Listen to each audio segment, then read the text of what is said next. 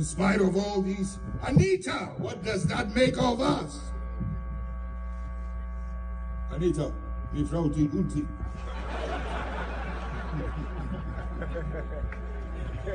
Anita see me and the papa.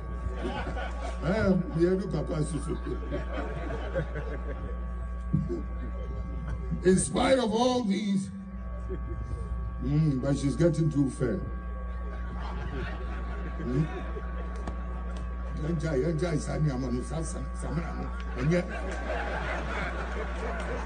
I see, I am a bow.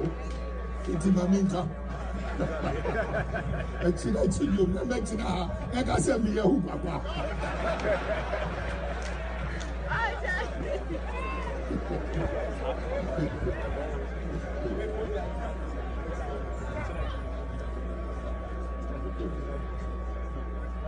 Anita. Young people mind the city, so you're dark for power. In spite of all these issues, let us as a party not overlook the challenges plaguing our party.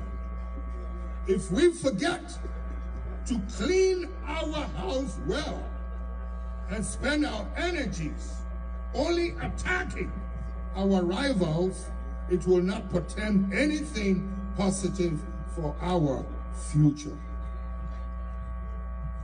Ladies and gentlemen, I call on the youth of our party to strive to be different. I urge you to educate yourselves about the core values of the party. Let's make as many recordings of all that the speakers have talked about and share this. Because I'm not too sure our media will highlight a lot of what they said. You know, there's a little too much superficiality in the media. But these are things of substance that truly concern our lives, the core of our being.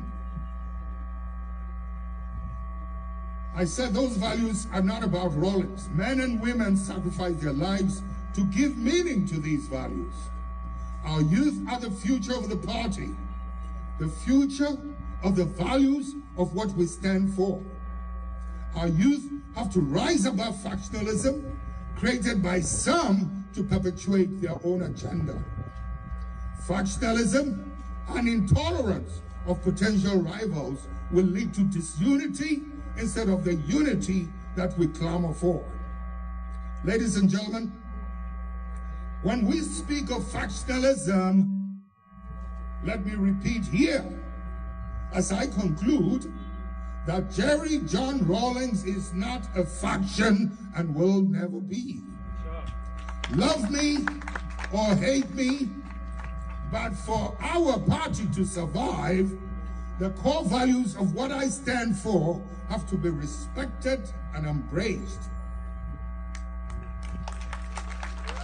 I am what I am because of those values.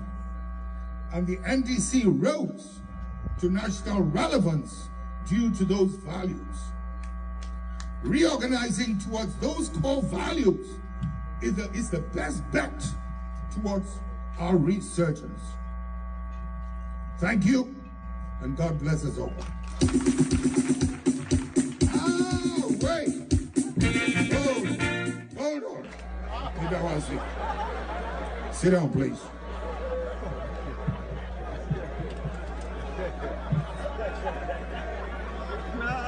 Ladies and gentlemen, listen. There is something. It's also part of the corruption. Something extremely dangerous happening in this country. And if we do not make the extraordinary effort to curtail it, contain it, and equip the police to deal with these matters, with this matter, things will be much worse for us in the next 3, 4, 5 years. And I'm talking about the irresponsible behavior on our roads. Look at the number of people who join buses from one area to another destination is like buying their tickets to death. Ladies and gentlemen, this is not good enough.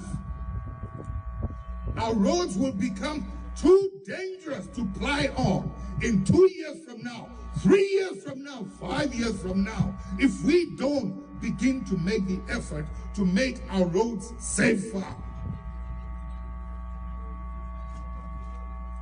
I keep saying that these things are actually not accidents, but some of us are not getting the message. The other day, I read in the newspaper the sentencing of that devious young boy, a group of them who tried to gang rape this struggling young lady in Kumasi. I thank that judge for such a speedy trial and sentencing the leader to 7 years. Let us see more of such cases being dealt with as swiftly as possible. A lot of these accidents or incidents we call accidents are not accidents. They are irresponsible behavior. In most countries, people would be charged for manslaughter. This is manslaughter. Why do we allow drivers to get away with this? I'm making an appeal.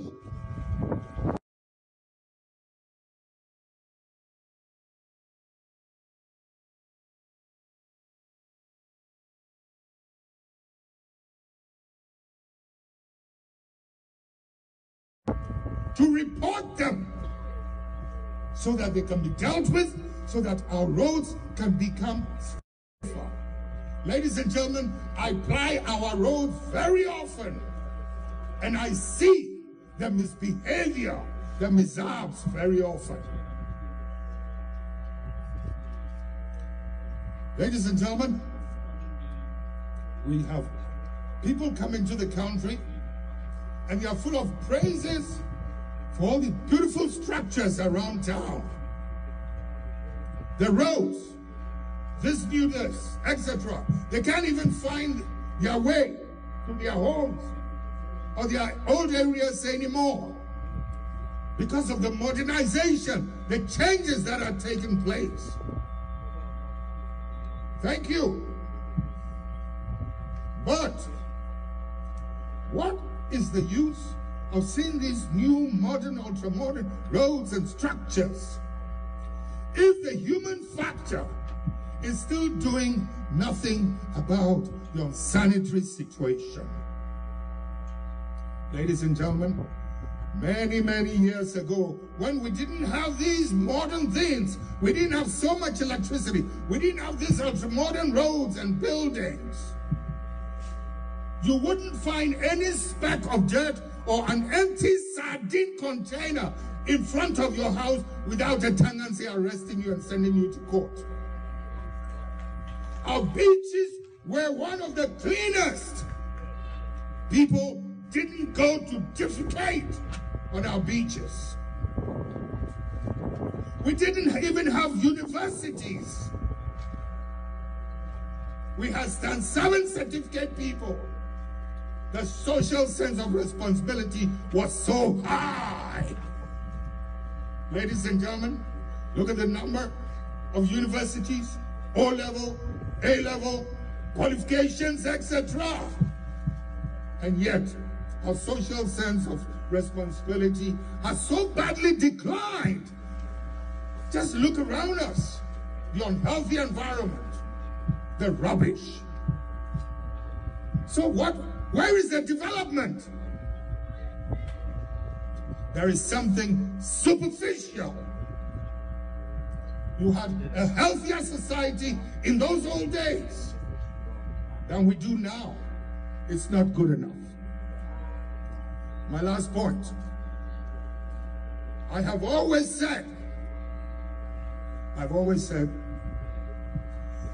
that if we're not going to do something about family planning, we will be impoverishing ourselves. Hardships started in the home. How can you afford mosquito-proof when that money has to feed someone? When you have 4, 5, 6 mouths to feed, how can they stay healthy? Ladies and gentlemen, I said, if we do not start doing something about it,